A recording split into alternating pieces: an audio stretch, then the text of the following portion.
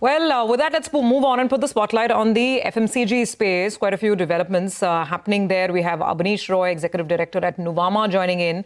Abneesh, morning. So I want to actually start off with the note that you guys put out on Trent. I saw that because Trent, I think, spoke to the entire analyst fraternity, explaining their roadmap from here on. And I think the headline is that 25% growth on a sustainable basis is something they think is doable and they think is healthy. What's your sense? Because the stock has actually recovered quite well after falling from its hallowed highs.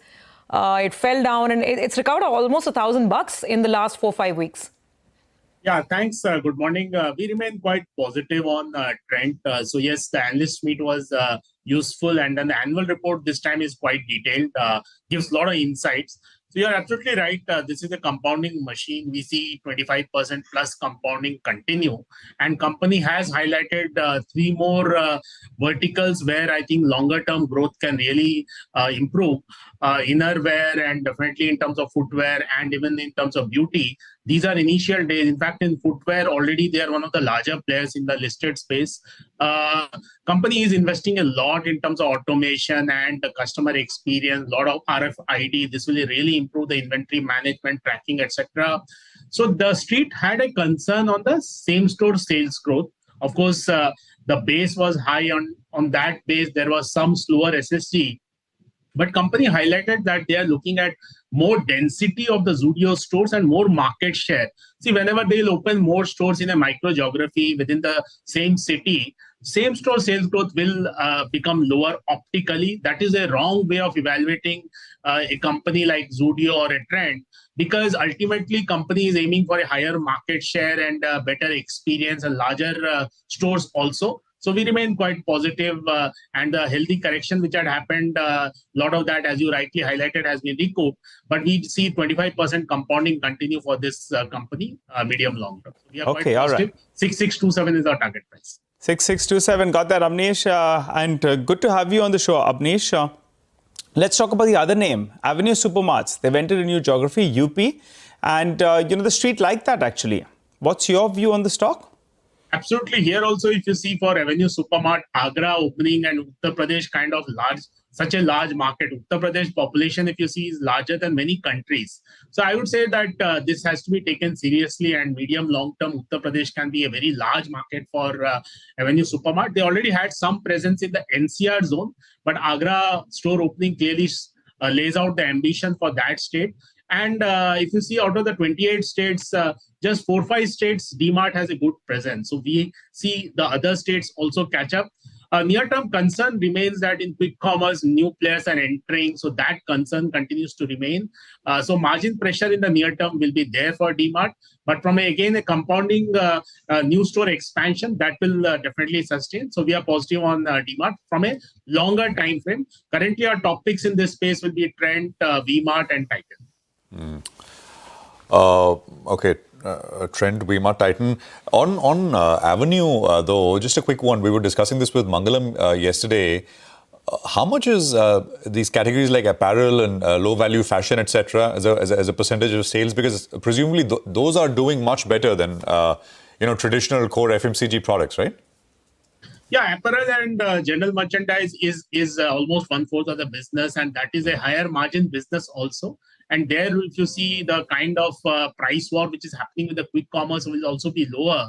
So yes, FMCG, we see that it's more competitive for the retailers. And definitely, if DMart can keep improving the assortment and the price value equation, sharper pricing, which say Trend Zudio has demonstrated, say in apparel, that would be the right, I think, strategy for DMart to diversify and get more out of apparel and general merchandise. So that's a higher margin business also. Okay. You have coverage on Vishal Megamart, Abneesh? No, we don't cover, but yes, in terms of growth metrics, in terms of sharper pricing, that is a very strong number the company has been delivering. And in the medium term, I would expect, given they have done well, that can continue. The concern on that P stake sales. See, P-owned companies will have that, right? We should not club typical promoters of, say, Avenue Supermart and compare that with a P-promoted company. That P promoters have a definite timeline, and they will keep doing that. So that's not the right metric, say, that the promoter is selling. I don't think that is a big concern. But yeah, from a growth matrix, I think the company, Vishal, is doing quite well. And I would expect that to continue medium long term. We don't have a coverage on this. All right. Abneesh, what about Sun TV? There is value, there has been value. But now you have another problem. That's the promoter feud. What's your view on the stock?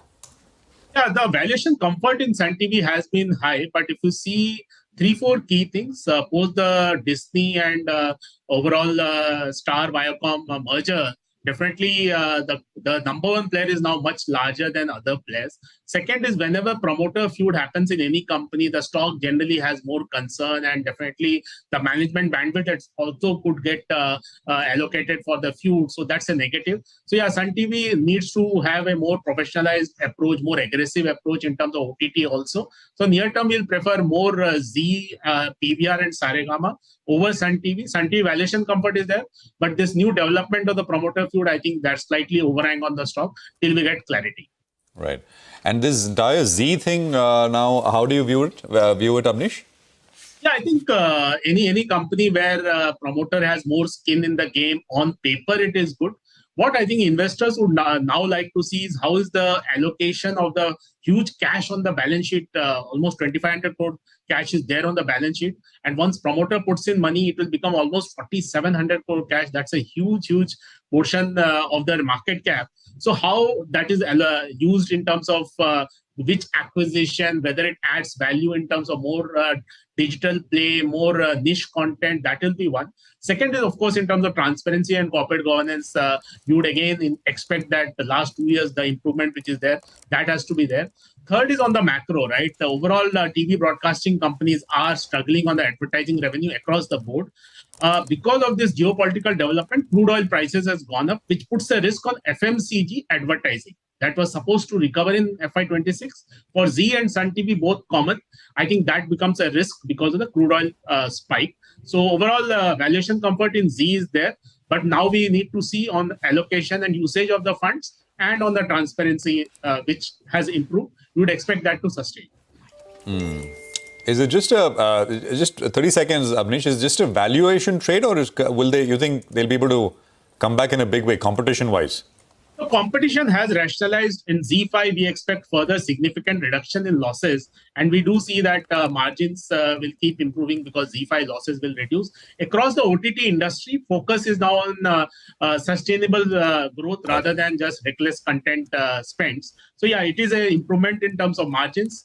At subscription revenue, we have more clarity. Advertising revenue continues to remain a challenge.